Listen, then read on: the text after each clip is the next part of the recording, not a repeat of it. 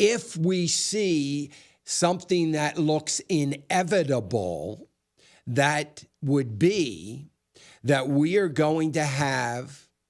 a two-party race, in other words, no third parties,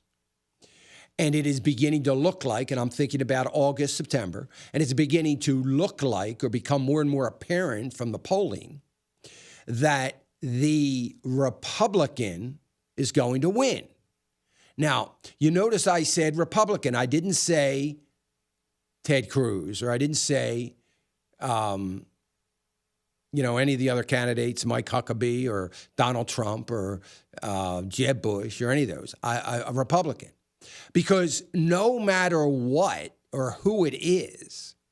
the one thing that is going to be good for markets immediately, even before the election, if that looks inevitable, is there's going to be an uptick in the markets. So I'm wondering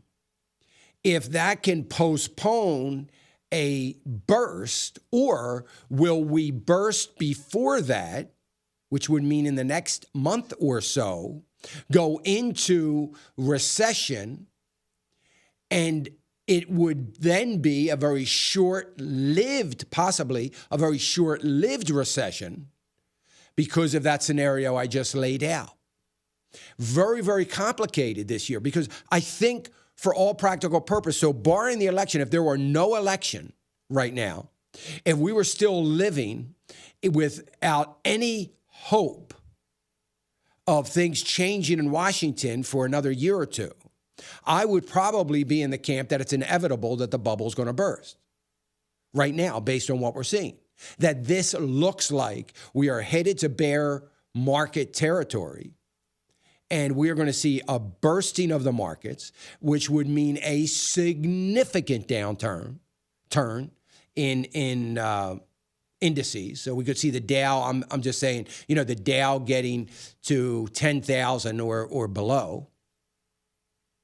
And we could begin to see that, and it would be fairly long-lasting because it would be far worse than 2008 because of the debt and the money printing and the